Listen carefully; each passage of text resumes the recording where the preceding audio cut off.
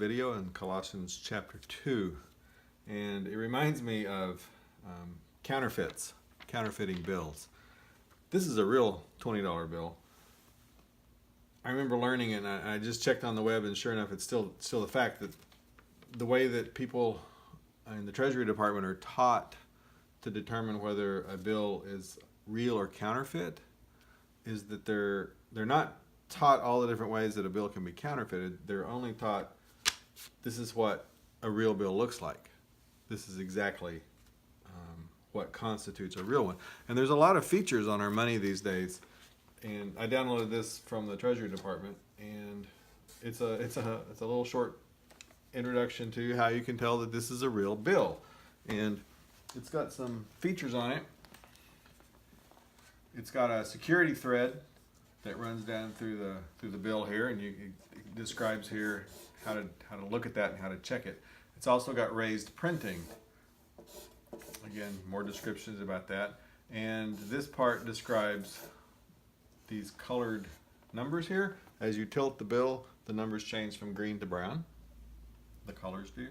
And there's also a watermark which appears in this area that if you hold it up to the light, you can see Mr. Jackson again. And sure enough, this is a real bill. It has all the different security features. It feels right. And that's how you tell that you've got the real deal.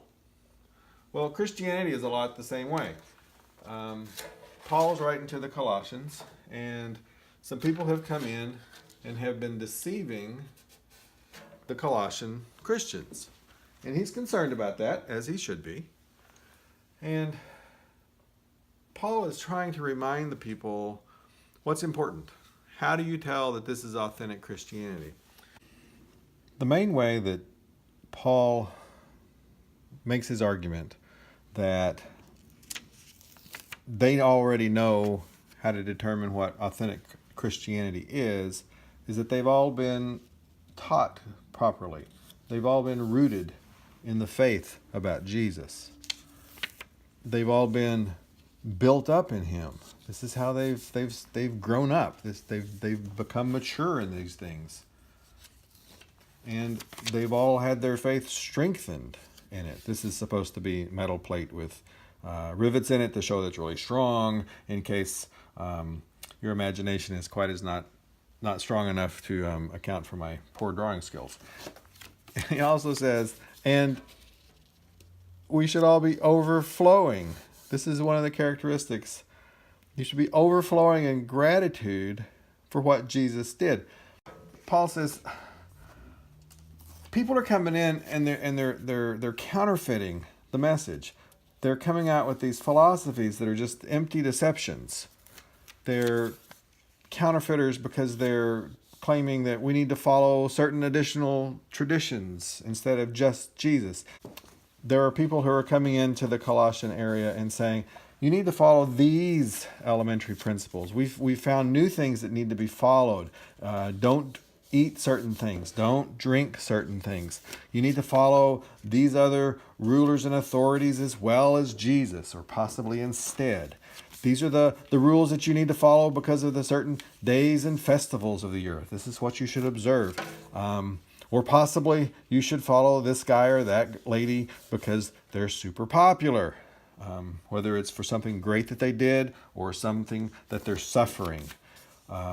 People are coming in and say, yeah, Jesus, we understand Jesus, but you also need to study the angels. You need to pay attention to them. You need to follow the saints. You need to worship Mary. You need to worship or follow the teachings of Buddha or Krishna or Confucius.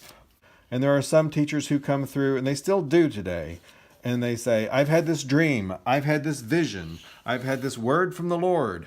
And Paul is saying, look, y'all, you know the basics. You know the things that you are rooted in. You know the things that have strengthened you, that you are built up in, that make you overflowing with gratitude. This is the real deal. This is what we have in Jesus. We know Jesus is God. We know that Jesus himself is fully God.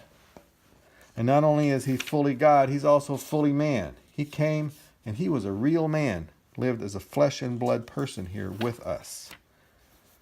Not only that, is because of what Jesus has done in the past and in the present with us, Jesus is the head of all things in the church, in the universe, of all powers and all authorities. And we also know that it's only Jesus who completes us. We don't need anything else, but we do need Jesus. He is both necessary and completely sufficient for us. And this is how we know that we've got authentic Christianity and not a counterfeit.